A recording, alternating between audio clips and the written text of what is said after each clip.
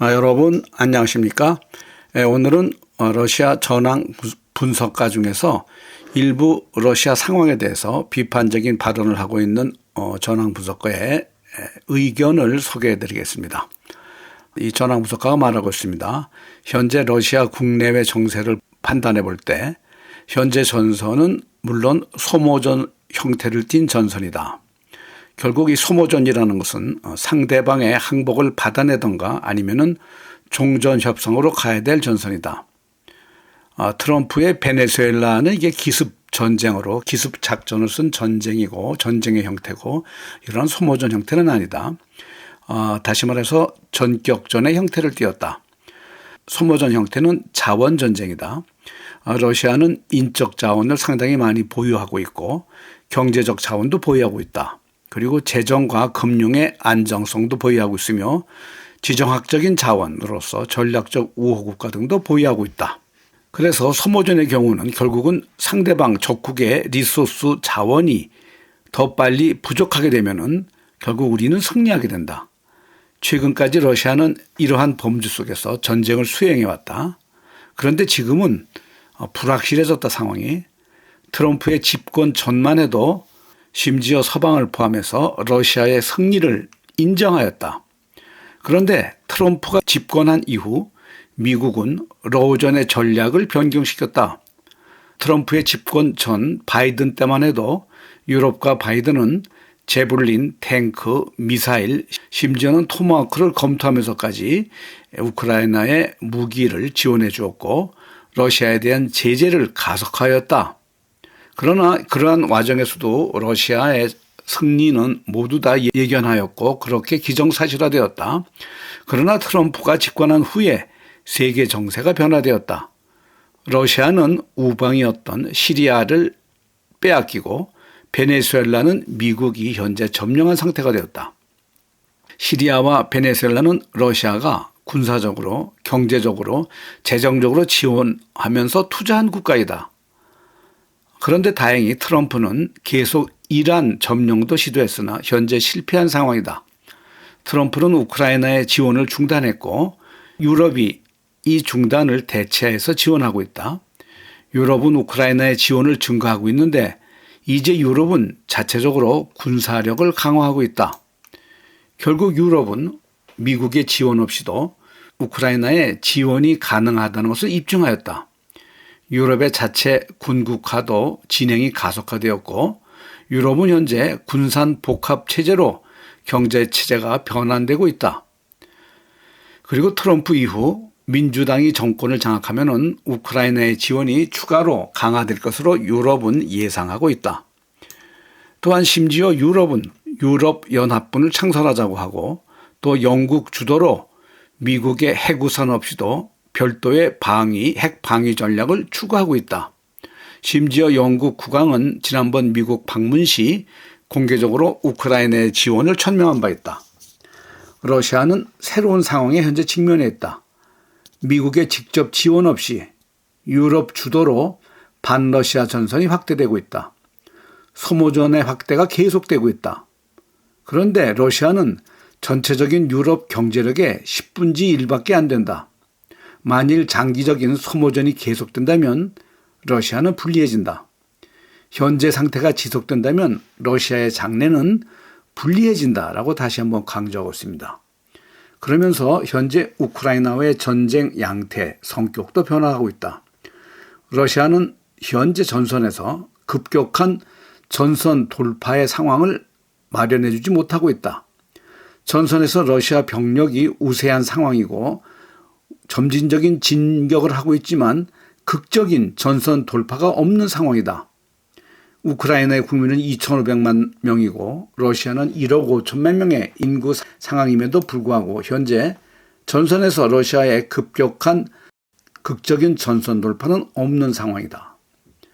그리고 러시아의 현재 계약직 병사의 지원 금액에 불만족이 발생해서 현재 이 병사들 계약액을 상향하는 것을 조정 중에 있다. 그런데 이러한 것들은 모두 국내 경제에 부담이 가중되는 것을 의미한다. 경제 성장률은 현재 1.4%에서 0.4%로 하향 조정되었다. 이것은 세계 경제의 발전 수준보다도 훨씬 미달되는 수치이다. 0.4%의 성장이라는 것은 만일 군사 부분의 경제를 제외한다면 실질적으로는 국내 경제 성장은 마이너스인 것을 의미한다. 마이너스 성장이 된 것이다. 국내 경제가 세금이 증가되고 내수는 부진해지며 추가로 정보통신망이 제한되고 있다. 그래서 인터넷 소통이 불가한데 인터넷 소통이 불가함으로 해가지고 전체적인 비즈니스가 성장에 제한되고 있다.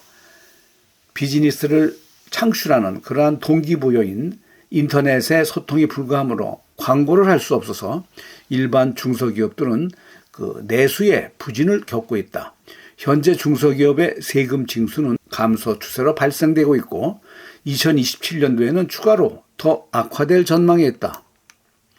다행히 이번에 이란 전쟁으로 러시아의 재정 상태는 양호함으로 전환되었다. 그러나 2027년까지는 재정 상태의 흑자가 유지할지는 몰라도 러시아 경제의 구조적인 문제가 상존하기 때문에 이것은 결국 생산성 증가로는 이루어지고 있지 않다. 이것이 문제이다. 생산성 지수가 하락되고 있고 인공지능 산업의 발전이 미비하다.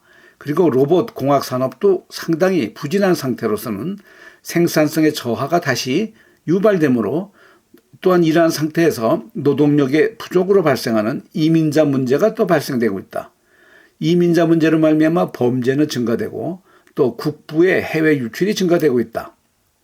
이러한 러시아 경제의 구조적 문제들이 2027년에는 표출될 것이다. 자동화 산업이 발전이 안 되고 인력이 부족함으로 해서 해외 노동자가 수입되는 과정에서 사회 문제가 발생되고 국부는 유출될 것이다. 생산성 저하의 악순환 속에서 2027년도에는 우크라이나 전선이 현 상태로 만일 그대로 지속된다면 러시아는 정말로 큰 문제에 봉착될 것이다. 돈바스 지역의 해방도 금년에 이루어지지 않으면 커다란 문제로 발생될 것이다 라고 말하고 있습니다. 우크라이나의 드론이 어제 500여 대나 러시아를 공격했다. 특히 모스크바 지역에 120대나 진출했다. 물론 대부분의 드론은 격추당했으나 일부가 민간 시설을 파괴하였고 사상자를 발생시키고 있다. 러시아는 1000대 이상의 드론이 공격 가능하나 우크라이나도 이제는 상당한 수준으로 드론의 공격력이 발전되고 있다. 전선이 현 상황에서 고착되고 드론 공격이 계속된다면 특히 유럽의 8개국 후방에서 드론 조립품이 생산되어서 우크라이나로 배송되는 상황이 계속 묵인된다면 결국 러시아는 전술핵 무기를 포함하여서 비대칭 전술을 채택하여 현 전선 상황에 불리한 상태를 탈피해야만 할 것이다 라고 주장하고 있습니다. 이 사진은 어제 봄박스라는 콘서트가 있었습니다. 키예프에서 수만 명이 참석했는데 키예프에서 수만 명이 즐기는 그날 당일 모스크바에서는 120대의 우크라이나 드론 공격으로 사망자가 다수 발생합니다. 그리고 지금도 유럽의 정상들은 정기적으로 키예프를 방문하여 산책을 즐기고 있다. 러시아와 전쟁을 벌이고 러시아의 수도와 도시들을 공격하면서 민간인들을 학살하는 국가의 수도에서는 이렇게 편안하게 지내는 것이 과연 옳은 일일까라고 전황 분석가가 의문을 제시하고 있습니다. 그렇지 않다면 젤렌스키는 방공호에서 러시아의 공습에 두려워 떨고 있어야 할까? 그리고 유럽인들은 그와 키예프에 방문을 하지 못하고 화상통화로만 소통하는 것이 가능해질까? 그렇게 해야만 할까라고 러시아 전황 분석가는 현재의 우크라이나 러시아 전쟁 상황을 비유하면서 설명하고 있습니다. 오늘 방송을 마치겠습니다. 시청해주신 여러분 감사합니다.